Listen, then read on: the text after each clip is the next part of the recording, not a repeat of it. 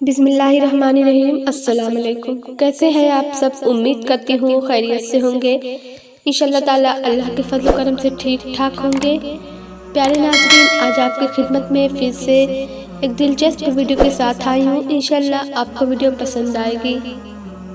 آج آپ کی خدمت میں ایک ایسا دل کو دہلا دینے والا واقعہ لے کے آئی ہوں، تو چلیے وقت کو نہ گواتے ہوئے ویڈیو کو شروع کرتے ہیں۔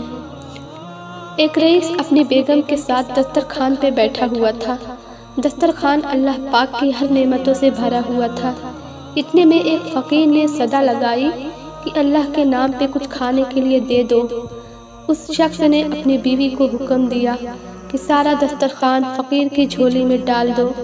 عورت اٹھی اور ایسا ہی کیا جیسا اس کے شوہر نے بولا تھا۔ عورت نے جب اس فقیر کا چہرہ دیکھا تو دہاڑے مار کے رونے لگی، تو اس کا شوہر بھاگتا ہوا آیا اور پوچھا کیا ہوا؟ تو وہ بولی، یہ شخص ایک بہت امیر آدمی تھا اور میرا پہلا شوہر تھا۔ ایک دن ہم ایسے ہی دسترخوان پر بیٹھے کھانا کھا رہے تھے کہ ایک فقیر آیا، صدا لگائی کہ بہت بھوکا ہوں، کچھ کھانے کے لیے دے دو۔ یہ شخص اٹھا اور فقیر کی ایسی پٹائی کی کہ لہولہان کر دیا۔ نہ جانے اس فقیر نے کیا بددعا دی کہ اس کے حالات دن بدن خراب ہوتے چلے گئے اور سب کچھ بک گیا۔ اس نے مجھے بھی طلاق دے دی اور کچھ عرصہ بعد میری آپ سے شادی ہو گئی۔ شوہر نے بیوی کی باتیں سنی تو بولا، اگر میں تمہیں اس سے بھی زیادہ تعجب کی بات بتاؤں تو تم حیران ہو جاؤ گی۔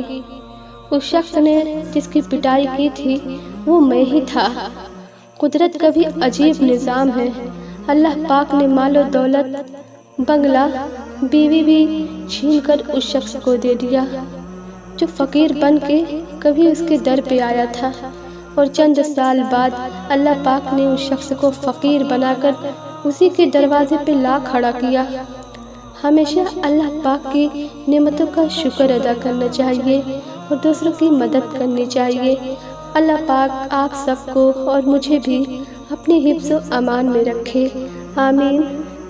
تو ناظرین، امید ہے آپ کو ویڈیو پسند آئی ہوگی۔ ویڈیو پسند آنے کی صورت میں اس ویڈیو کو لائک شیئر ضرور کیجیے گا، اور اگر چینل پر نئے ہیں تو اس کو سبسکرائب بھی ضرور کیجیے، اور ساتھ ہی میں لگے گھنٹی کے بٹن کو بھی ضرور پریس کیجیے تاکہ فیوچر میں جب بھی میں کوئی نئی ویڈیو اپلوڈ کروں تو آپ کو اس کی نوٹیفیکیشن بر وقت ملتی رہے۔ چلتی ہوں، اللہ حافظ، پھر ملیں گے کسی نیکسٹ ویڈیو میں۔